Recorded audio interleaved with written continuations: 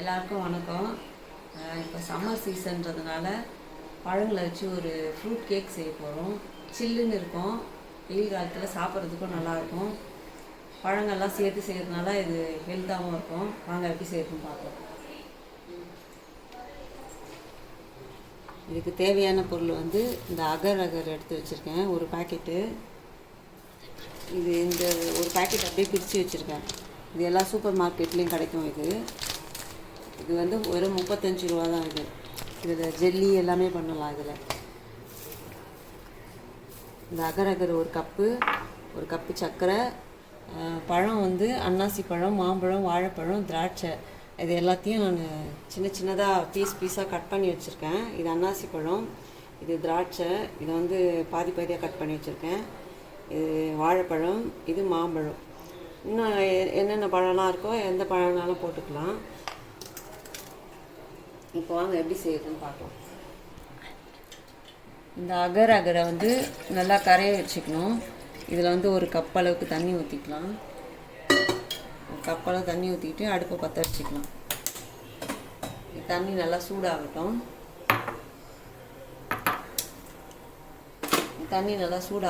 Wait பண்ணலாம். அது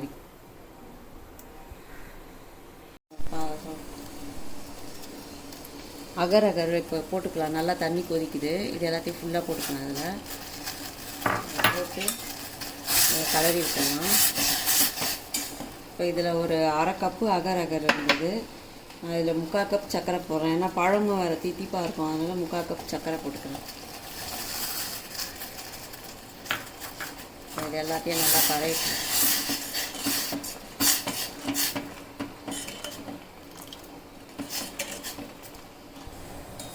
இது பாருங்கள், இப்போ நல்லா கரைஞ்சிருச்சு. இப்போ ஆஃப் பண்ணிடலாம். இது ஆஃப் பண்ண உடனே ஆறணும்.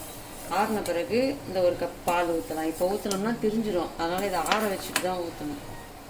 ஆஃப் பண்ணிடலாம்.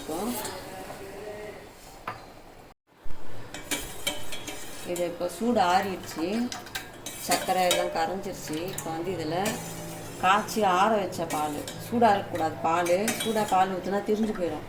அதனால் காய்ச்சி ஆற வச்ச பால் ஒரு கப் ஊற்றிக்கலாம். இது எல்லாத்தையும் நல்லா மிக்ஸ் பண்ணிக்கலாம். எல்லாத்தையும் மிக்ஸ் பண்ணிவிட்டு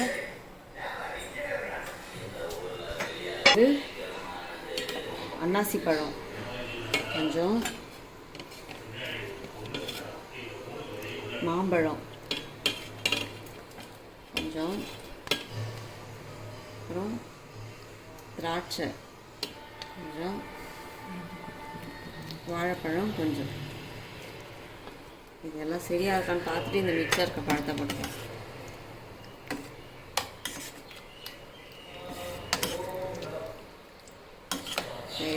எல்லா பழத்தையும் போட்டு நல்லா கலந்துக்கலாம்.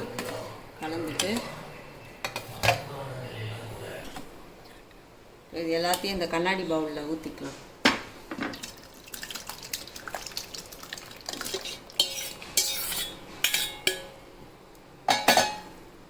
எல்லாத்தையும் இந்த கண்ணாடி பவுலில் ஊற்றிட்டு இதுக்கு மேலேயுமே இந்த பழத்தெல்லாம் போட்டுக்கலாம்.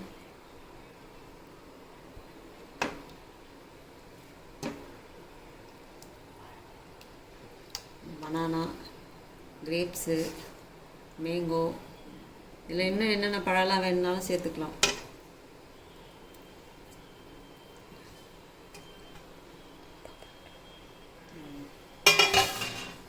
இப்போ இதை அப்படியே எல்லாத்தையும் மூடி ஃப்ரிட்ஜில் ஒரு மணி நேரம் வைப்போம்.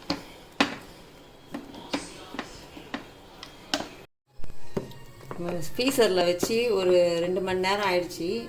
ஃப்ரீசரில் இல்லை, ஃப்ரிட்ஜில் தான் வச்சோம், ஃப்ரீசரில் வைக்கல. பாருங்கள், ஃபுல்லாக நல்லா செட் ஆகிடுச்சு. இப்போ இதை அப்படியே ஓரம்லாம் எடுத்து விட்டுட்டு ஒரு பிளேட்டில் கவுத்து பார்ப்போம்.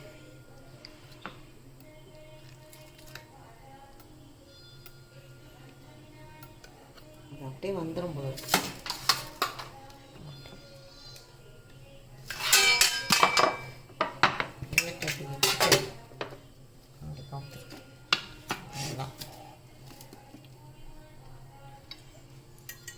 பாருங்கள்,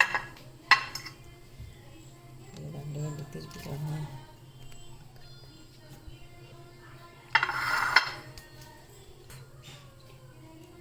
பழங்கள்லாம் வச்சு ஜெல்லி கேக் ரெடி பண்ணிட்டோம். இப்போ இதை அப்படியே கட் பண்ணிக்கலாம்.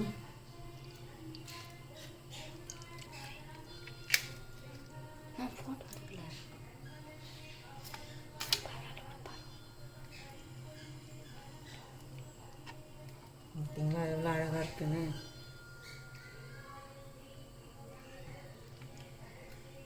இதை அப்படியே அழகாக ஸ்லேஸாக கட் பண்ணிக்கலாம்.